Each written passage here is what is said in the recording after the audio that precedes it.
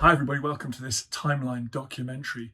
My name is Dan Snow and here I am in a Lancaster bomber cockpit, one of the few remaining Lancasters from the Second World War, to tell you about my new history channel. It's called History Hit. It's like Netflix for history. Hundreds of history documentaries on there and interviews with many of the world's best historians. Follow the information below this film or just search online for History Hit and make sure you use the code TIMELINE to get a special introductory offer. Now enjoy this show. Next on Secrets of War, untold stories behind the boldest United States military strike since Vietnam, the surprise invasion of Panama, the secret build-up to the attack, the classified mission by special forces to rescue an American hostage, and the manhunt for a dictator who pushed his luck too far. The invasion of Panama is next on Secrets of War. Nada en contra de ustedes, los peones, en un plan personal. December 1989. American forces invaded the country of Panama. Operation Just Cause was a quick and overwhelming victory for the United States military. The fighting was brief, and the mission concluded in a matter of weeks.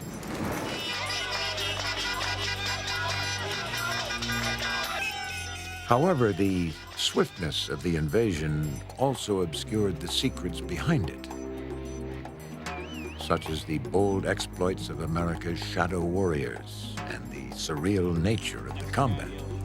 For U.S. and Panamanian soldiers, the enemy was the neighbor next door.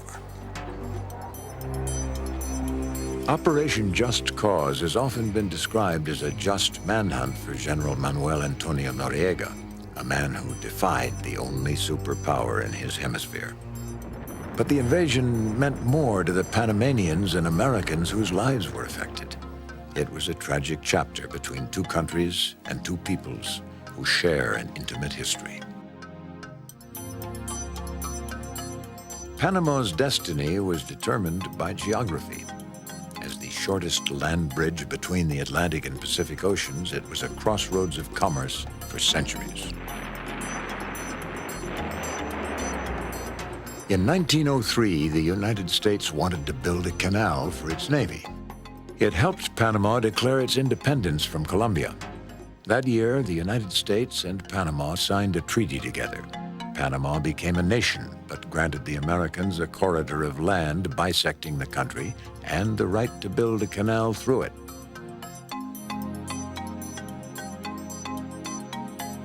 Through two world wars and into the 1980s, the United States and Panama developed a semi-colonial relationship. America used Panama for access to the canal and as a strategically important location for thousands of U.S. troops. In turn, Panama became closely tied to the U.S. economically, politically, and even psychologically. Panama and the United States, first of all, are very close. They're very close in terms of culture, in terms of people, intermarriage, tremendous amount of intermarriage between Panamanians and Americans.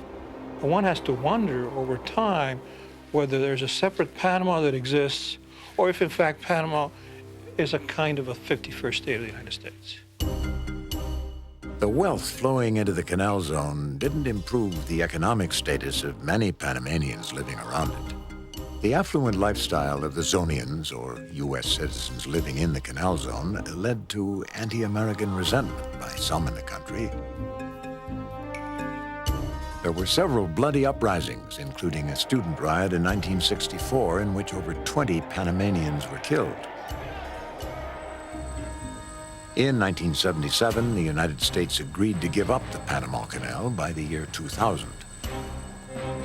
President Jimmy Carter and General Omar Torrijos signed a treaty that eliminated the Panama Canal Zone. The treaty began the gradual process of relinquishing the canal and several military installations to Panamanian control.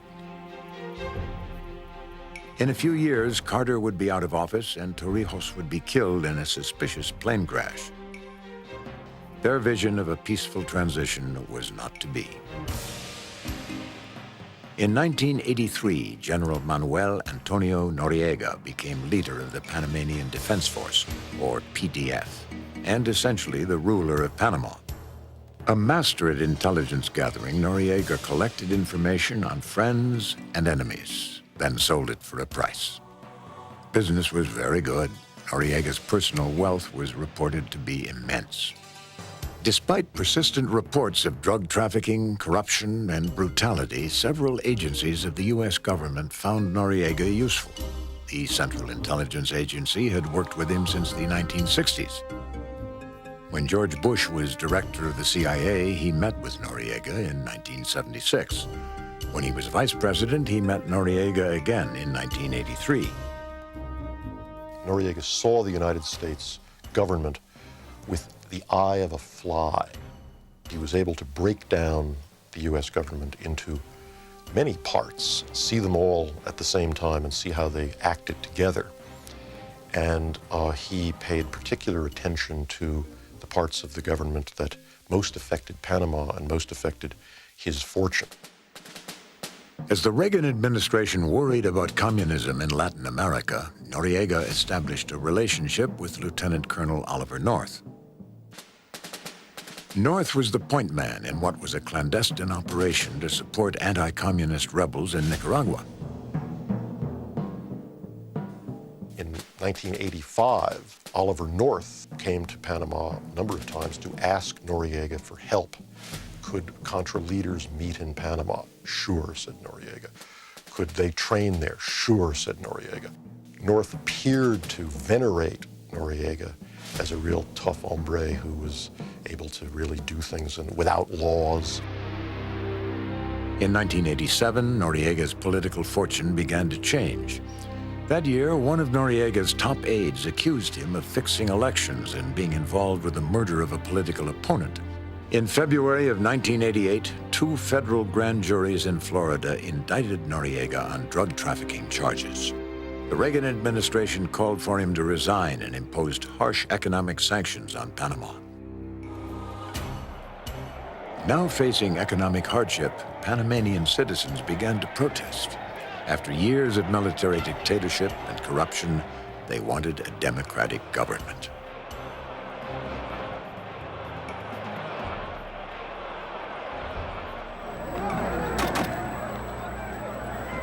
The perception of Noriega in Washington began to change from intelligence asset to political embarrassment.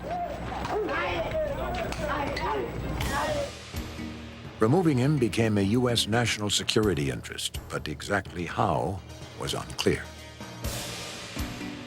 In the past, we've put up with corrupt Panamanian dictators as long as they served our interests. And our interest in Panama, of course, is the canal.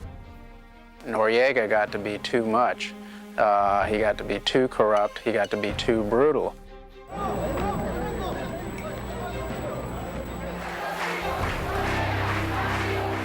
As the rhetoric grew between the United States and Noriega, armed confrontation seemed inevitable. Ironically, American troops now faced an army that in many ways was created by their government.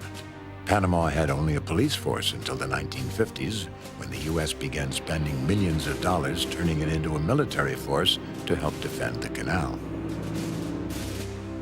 By the late 80s, the Panamanian Defense Force numbered around 18,000 troops. A majority of the PDF were police and administration personnel. Only about 3,500 were trained infantry.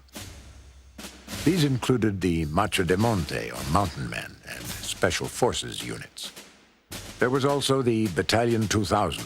Its name was a reference to the year 2000, and the ironic fact that the United States had been training these soldiers to take over the defense of the canal in that year.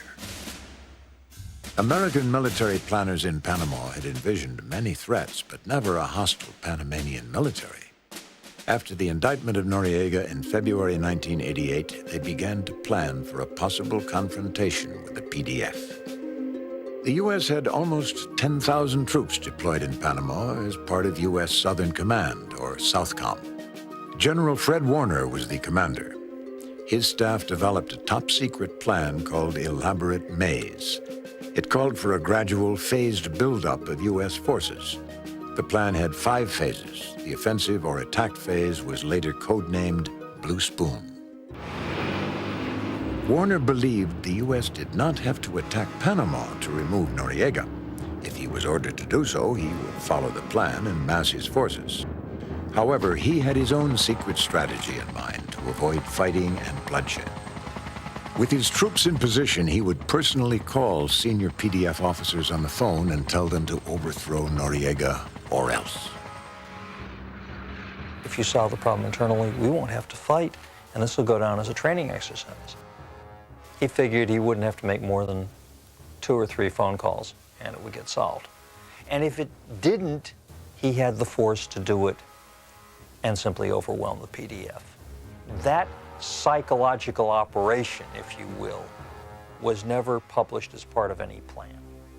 That was in General Warner's head. When he told it to me, I reacted with a, good Lord, that really would have worked.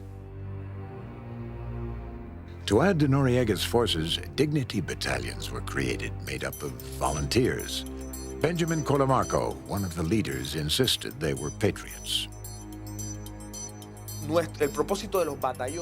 Our goal in the battalions was essentially to act as a backup, as a second line of defense for the armed forces of the Republic of Panama to repel an attack by the U.S. Army.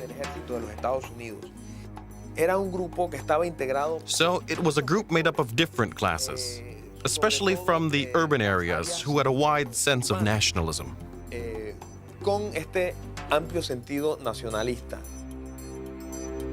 In May of 1989, Panama held democratic elections. Noriega's candidate was defeated in a landslide by a coalition party led by President Guillermo Endara. One of his vice presidents was Billy Ford. The dictator at the time decided to annul the election that same evening. Then on Wednesday, the 10th of May, we decided to go out and fight for our success, our triumph. All of a sudden, all hell broke loose when the dignity battalions, who were hoodlums, members of the paramilitary, they sort of broke the lines protected by the armed forces, and they started hitting everybody and their friend that was very near the plaza. Vice President Billy Ford and the other opposition leaders barely escaped with their lives. Eventually, one of the guys on the right-hand side tore down the window, took a Garfield, hit me on the shoulder and pulled out 2 tendons. That's the blood that you can see on the shirt. It was just a madhouse. As the PDF and dignity battalions waged war against Panamanian citizens, U.S. officials worried that the thousands of American citizens in Panama might become a target of Noriega's army.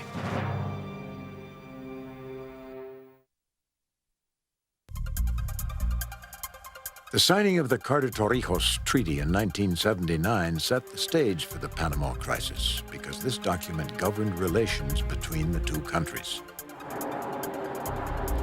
The treaty opened several U.S. military bases to the Panamanian military. At these bases, Panamanian and U.S. guards stood side by side. At installations like Fort Amador, U.S. families lived in houses just 100 yards away from PDF barracks and one of General Noriega's headquarters. Only a golf course separated them.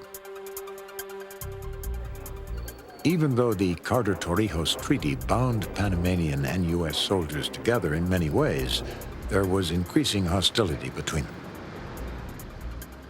When they dig a fighting position that is within about 200 yards of my house, and my wife lives in that house, and on a particular day they have pointed that 50 cal at my house or another family member's house, we took that very seriously.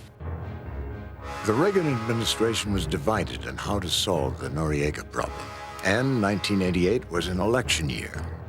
Vice President George Bush was running for president. Southern Command received the word from Washington to avoid headlines, so Bush's past dealings with Noriega would not be scrutinized. With a lack of a clear policy, the hands of U.S. forces in Panama were tied.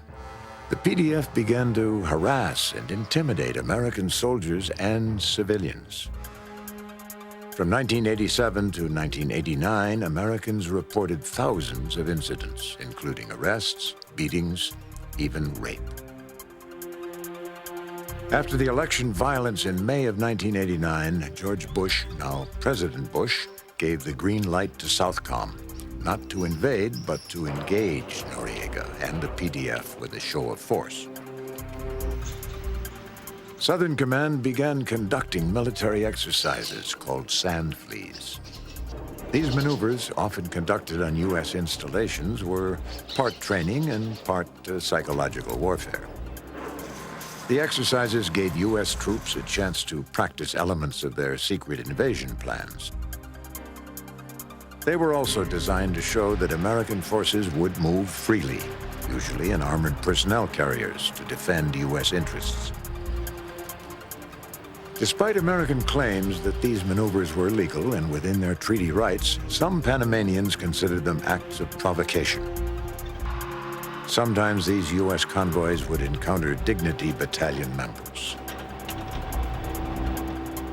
They violated the dignity of our country as an independent nation. This is a very shameful act. We took great care not to give in to those acts of provocation and displayed our nationalism better yet. On many occasions, members of the Dignity Battalions had to face the U.S. Army war tanks with Panamanian flags alone, without any weapons, raising only the Panamanian flag, demanding that our sovereignty be respected.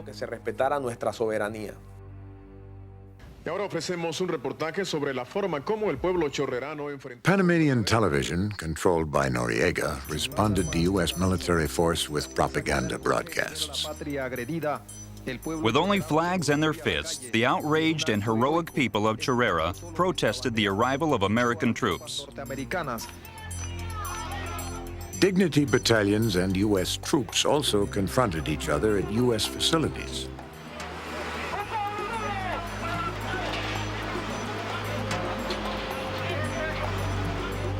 They would bring some little old lady and start chewing out the American soldiers, you know, in Spanish.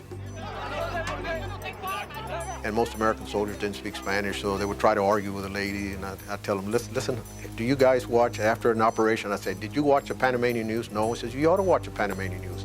See how you're coming out. Major General Cisneros countered Noriega's propaganda by meeting with the Spanish-speaking press. As an Hispanic from Texas, he presented a different viewpoint. I'm confronting the Panamanians, calling them everything that they really are, thugs and so forth. And man, they wanted to kill me. You know, they saw me as a Hispanic traitor. I think that Mark Cisneros will go down in history as a Chicano who betrayed the Hispanic race. And he was instrumental in invading a country of his brothers, of his own Latin American blood. It was a surreal game of brinksmanship as U.S. and Panamanian troops confronted each other.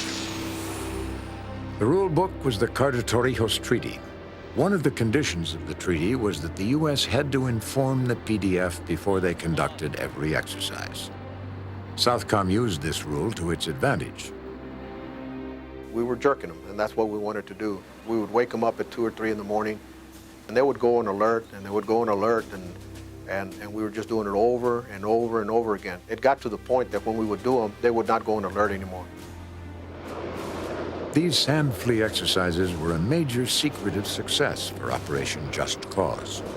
The Panamanians were desensitized to U.S. troop movements, allowing the Americans to achieve a greater degree of tactical surprise during the invasion.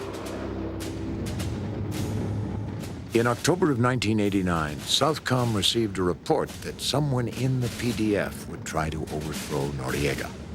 U.S. troops deployed to various positions with orders to observe.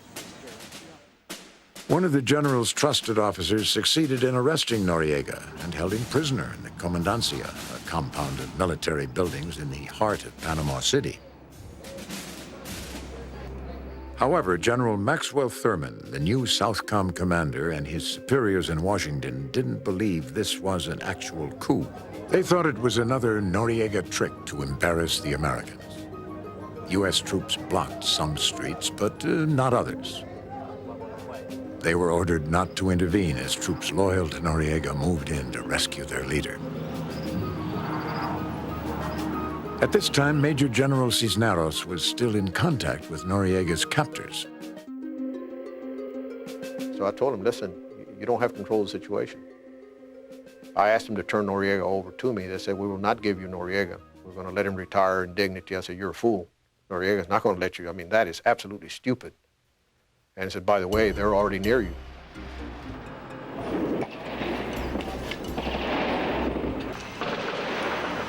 Get back, get back.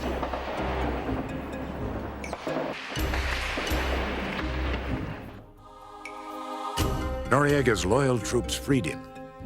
Many who were involved with the coup were later tortured and put to death. For General Noriega, it was a victory. For the United States, an embarrassing black eye.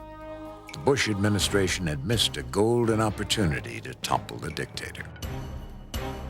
War planning now began in earnest. Lieutenant General Carl Steiner was put in charge of the invasion. Steiner and his staff thought that Blue Spoon would give Noriega too much time to take hostages, prepare a defense, and cause casualties. The new plan, renamed Operation Plan 90-1 and later 90-2, was a blitzkrieg assault that would remove Noriega and destroy the PDF. 26,000 soldiers would be involved. Paratroopers from the United States and troops already deployed in Panama would take down 27 key targets throughout the country. This would happen all at once, all during H hour, the hour of invasion.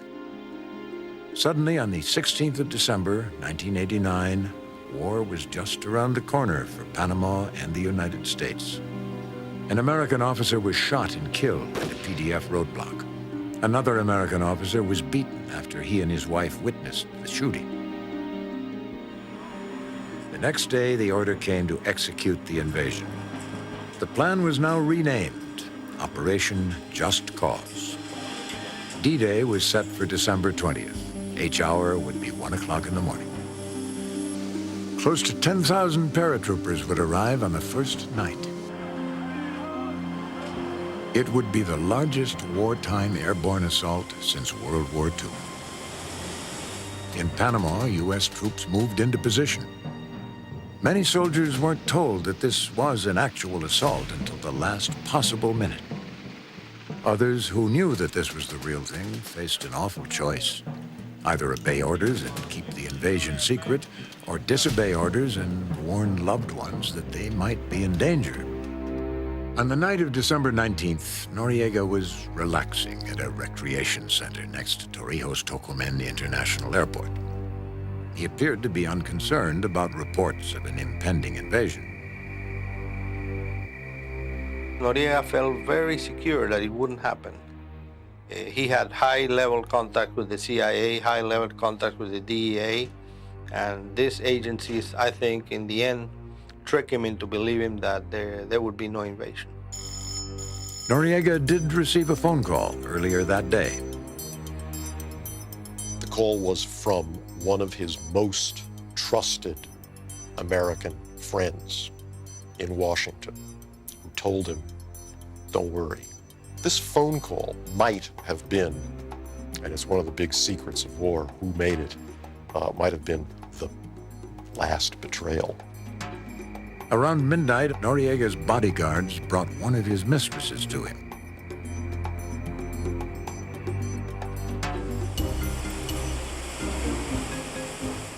About an hour later, paratroopers began jumping out of planes above him. Not only had Noriega miscalculated U.S. intentions, he had unwittingly placed himself right next to the international airport, one of the major targets in the opening hour of the invasion.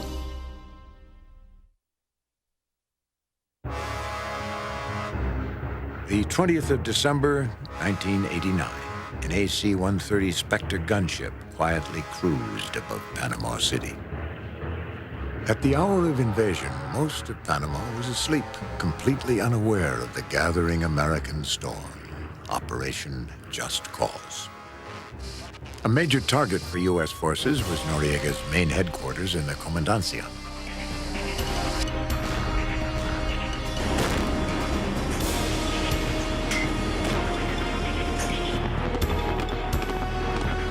At H hour, the Spectre gunship pounded the Comandancia, blasting it with its cannons and 105mm howitzer.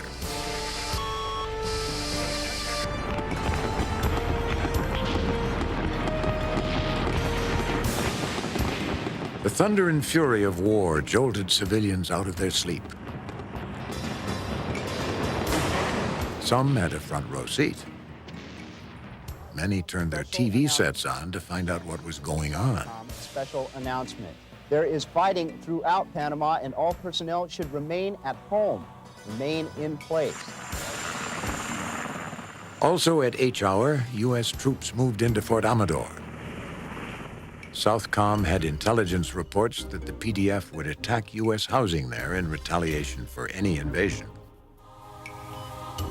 After securing the housing areas, U.S. troops blocked the front and rear gates to contain the PDF.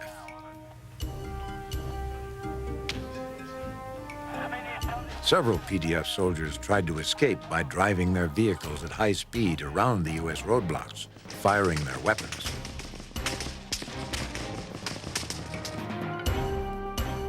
So we had to get the chaplain to one of the Panamanian soldiers that was losing a lot of blood.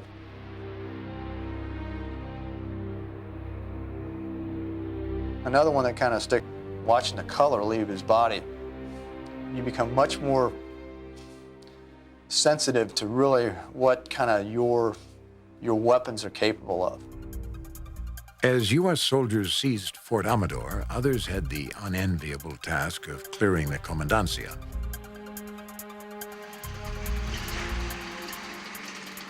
As U.S. troops moved in, snipers fired at them from the surrounding high-rises.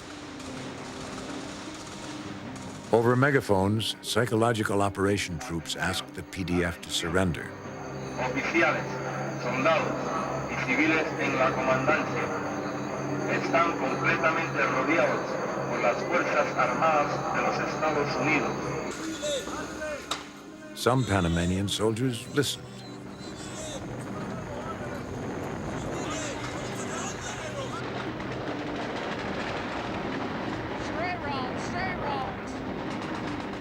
Others stayed and fought back. The fighting in the Comandancia was among the fiercest in the war.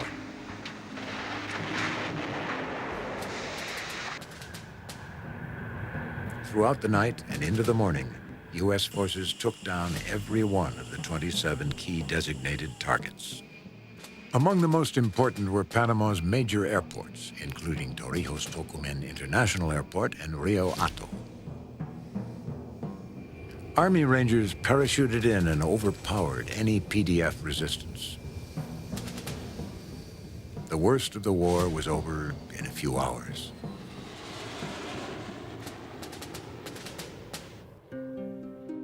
During the war, there was a small airfield just outside Panama City, near the high-rise district. Its name was Paitilla. The elite U.S. Navy SEALs know the name well. These shadow warriors are still haunted by the memory of what happened here during the first hours of Operation Just Cause. General Noriega kept his Learjet at this airfield. The Southcom staff worried that he might use it to escape in the opening moments of the invasion. The mission for the SEALs was not only to destroy the jet, but also to take over the airfield. It was the type of attack that Army Rangers, a large company of Army Rangers, should carry out. The tactics went counter to what the SEALs traditionally do. Another problem was that 48 SEALs were involved in the mission. SEALs normally plan their tactics or their assaults in very, very small numbers. In some cases, no more than 4 or 5, at the most 6. During the invasion, the SEALs lost the element of surprise. A Panamanian guard saw them as they approached in the water. He ran back to the hangar to wake up the other guards. The SEALs were only expecting 3 or 4 lightly armed men. Their opponents turned out to be at least twice that many and well armed. 7 to 11 individuals, only 4 in the Panamanian military. The rest were Noriega hired bodyguards, most likely from the drug trade. These were pretty bad hombres there. The Panamanians had 20 minutes to set up for an ambush as the SEALs headed their way. They spread themselves out throughout that particular hangar and the adjacent hangars, up on the second floor, ground level, high on the roof, and they just waited. And in the final minutes, a group of SEALs stood up in front of the hangar, completely exposing themselves to fire. It was such a basic, day one mistake as far as tactics is concerned that it baffles all the SEALs that hear about it. The Panamanian officer walked out in front of Noriega's hangar and said, "What are you Americans doing here?" And the Americans said to him in English, a little bit of broken Spanish, "Put your weapons down." And the Panamanian officer replied, "You should not be running exercises here. This is very dangerous." And shortly thereafter, fire broke out. After a minute and a half of gunfire, 4 SEALs lay dead in the Paitilla tarmac and 8 were wounded. The remaining SEALs opened up with everything they had, completely destroying the hangar and every aircraft in sight, including Noriega's Learjet. The mission was accomplished, but the repercussions from that night are still felt in the SEAL community. To a regular conventional military commander, a casualty is the result of war. He expects 5%, 10%, whatever percentage casualties in any type of military operations. For a Navy SEALs, if there's a casualty, it means somebody made a mistake. And so they spend a lot of time after an operation, particularly if there is a casualty, second-guessing each other and accusing each other, trying to figure out, this is internally, who made the mistake. And that's what they did in Pattaya Airport. Navy SEALs are part of Special Operations Command. Over 4,000 soldiers from this command participated in Just Cause, including members of Delta Force. The activities of this unit are so classified that their existence will not be officially confirmed by the U.S. military. Their rescue of an American citizen on that first night was one of the best-kept secrets of the war.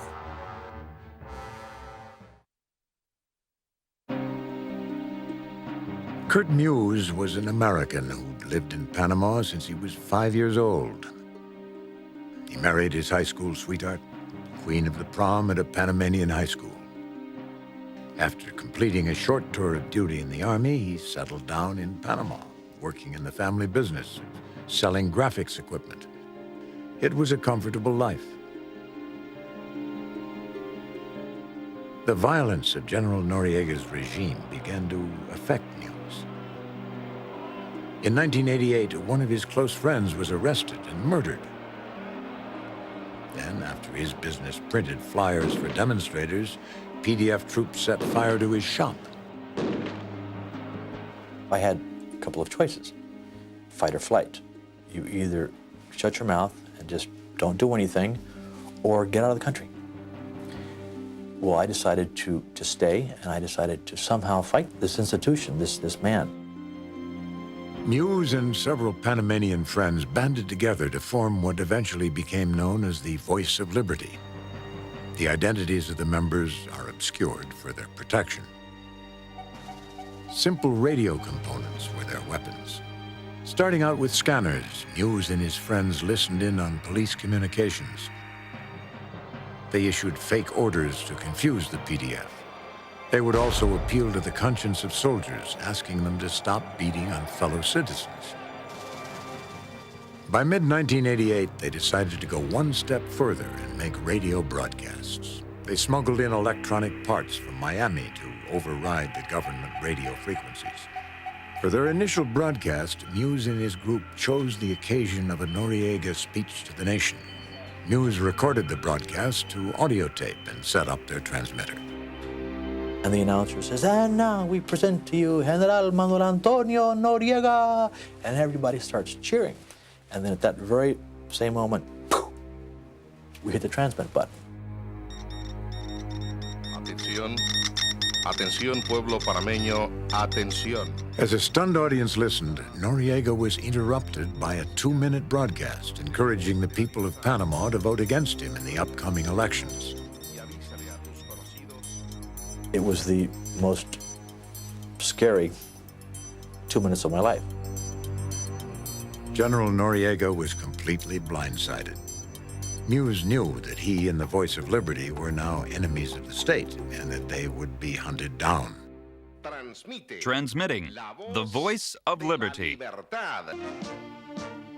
Muse and his group set up their transmitters in various apartments in the city and began broadcasting anti-Noriega messages. The whole opposition movement had been beaten and driven into the ground so badly that we were the only voice of opposition in the entire country.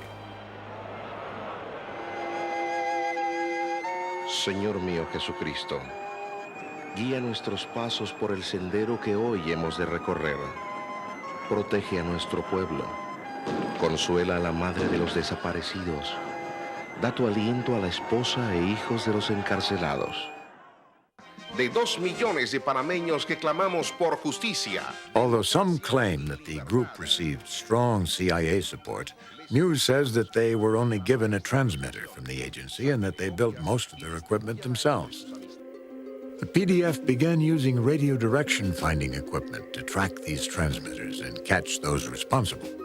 The Voice of Liberty played a dangerous cat and mouse game as they moved the transmitters around, trying to stay ahead of the PDF. In early 1989, PDF troops stormed this building and burst into apartment 10C. Muse and his friends could hear the Panamanian officers talking over the radio. We heard the whole conversation between the major and the colonel. He went to the apartment and said, the transmitter's not there. And the colonel was furious. He said, the transmitter is there, I know it. All of our direction finders said, it is there, that is the apartment. Search under the bed, search in the stove, search everywhere. There's no transmitter. By some fluke of nature, their direction finding thing got upset by about 10 yards. We were in fact in apartment 10C, but in the other twin tower. On the 5th of April, 1989, the game was over. Someone had tipped off the PDF about Muse while he was in Miami on another trip. He was going through customs at the airport when he saw himself on a wanted poster. It says, Kurt Muse, American citizen, arrest him. Within minutes, he was surrounded by police and taken away. The clock stopped, the world stopped. It was like a silent scream. What do you do? After he was arrested, a man was beaten in front of him as a warning to cooperate. At one point, he was kept awake for 3 days as he was questioned. After they found his radio equipment, his interrogator pulled out a gun and threatened to kill him. Muse was placed in the Cárcel Modelo prison, which was located near the Comandancia. His cell was barely 8 by 12 feet, his bed a foam mat. He was an eyewitness to scenes he still can't forget. Hundreds of people were brought to my prison. They were the demonstrators. There was a young Panamanian, and he was hoisted up on the basketball hoop by his handcuffs and then beaten mercilessly. And he hung there just, screaming for his life. I can tell you that there's no sound that is worse than the sound of a man being tortured. It's horrible. As tensions increased between Panama and the U.S., Noriega called Muse a hostage. An executioner was put by his door in case U.S. troops attacked. He was almost kind of a cause célèbre in Washington. He became, in effect, an agency asset that had to be rescued. He was then, I guess, a classic candidate for a Delta Force operation, because that's what Delta Force does. Goes into very, very difficult places and rescues hostages or takes down terrorists. With the help of a model from the CIA, an exact replica of Modelo Prison was built in Florida. They conducted very, very detailed rehearsals of how they were going to enter into the prison before any of the guards had a chance to get to Kurt Muse and kill him. Delta Force even sent in their commandos ahead of time of the attack, dressed as civilians, wearing Hawaiian shirts, and who wandered around the area where the prison was to scope it out. The bold rescue of Kurt Muse began just as the AC-130 Spectre gunship began firing on the commandancia next door. As I was laying down on the ground, bits and pieces of concrete were flying in from next door, which was clear across the street, into my cell. The helicopter carrying Muse's rescue team landed on the prison roof. Delta Force members blew open the door and made their way to Muse's cell, using a combination of stun grenades and pinpoint firing. I heard gunfire inside my prison, and then I heard more explosions. I heard more machine gun fire, more explosions, and the hall filled with smoke. It smelled like war. And I could see these little beams of white light sort of crisscrossing. I saw this figure that filled my cell door. Pilot tried to climb a second time. They were shot down.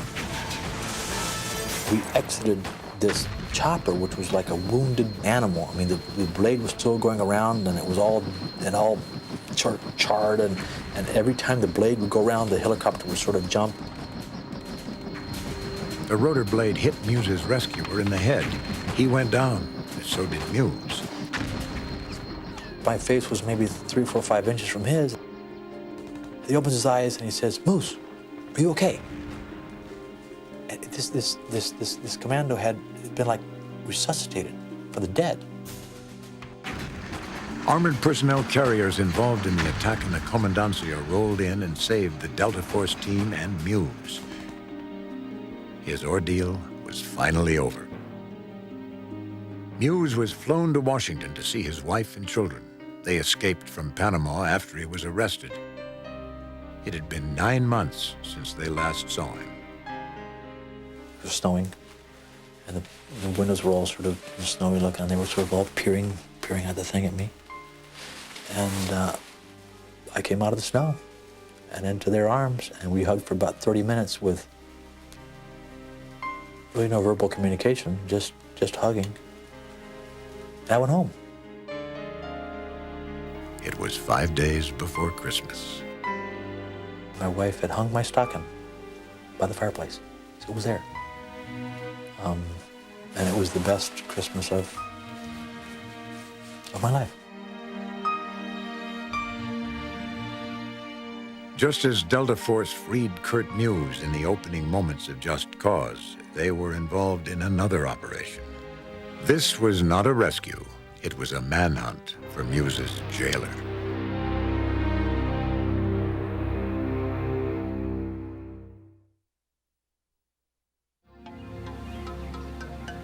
Before Delta Force landed on the roof of Modelo Prison to rescue Kurt Muse, Special Operation helicopters battled Panamanian soldiers in the surrounding buildings of the Commandancia.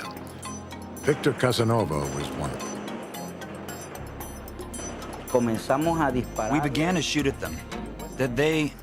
Well, it looked like a scene from Star Wars. Lights everywhere, green lights, red lights, that emanated from the helicopters that were coming from different points. And from our side, all you could see were the tracers from here. During the invasion, the PDF and Dignity battalions were completely overwhelmed, outnumbered, and outgunned. If it could be said that we lost, we lost. We knew that we were going to lose from the beginning because it was the first highest superpower. There was no doubt about that on our side. The biggest worry of the Americans, that the PDF would escape into the jungle and wage a protracted guerrilla war, would never happen.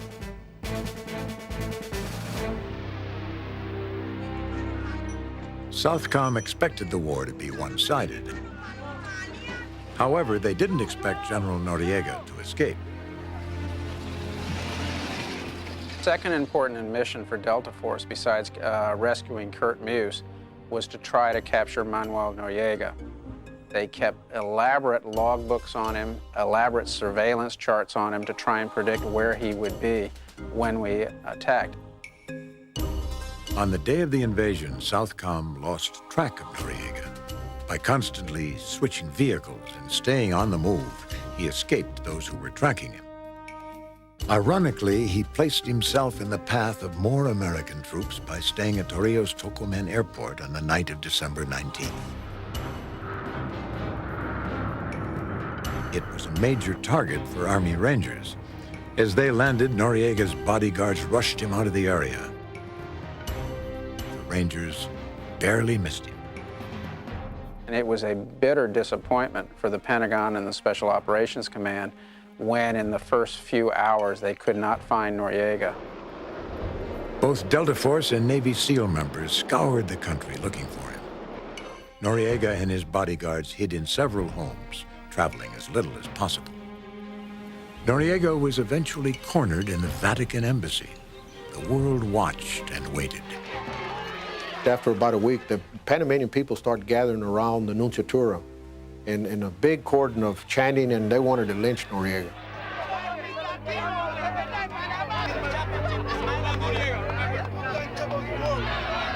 Major General Cisneros called a meeting with Monsignor Laboa, the papal ambassador. He told Laboa that he could guarantee his safety, but not Noriega's. And I want you to know that if they break and can try to come in here and lynch Noriega, I'm not going to harm a Panamanian in order to protect Noriega. As soon as I told the nuncio that, you could see his eyes light up. He went across to the street, went directly to Noriega, and he told Noriega, the same thing that happened to Benito Mussolini is going to happen to you. That crowd is going to come in here and lynch you. And that scared him. He immediately agreed to come on out. General Noriega was brought by helicopter to a waiting airplane.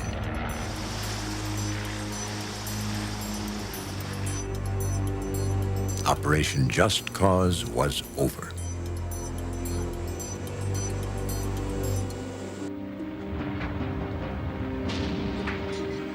The U.S. invasion was the single bloodiest event in the history of Panama. 23 American soldiers lost their lives. Hundreds of Panamanians were killed. Fires in the neighborhood surrounding the Comandancia left over 15,000 without homes. I think that after 9 years, many of the people who went out to applaud the invasion now think it over. And they realize that there was nothing to applaud. Because what the invasion brought about was death and destruction.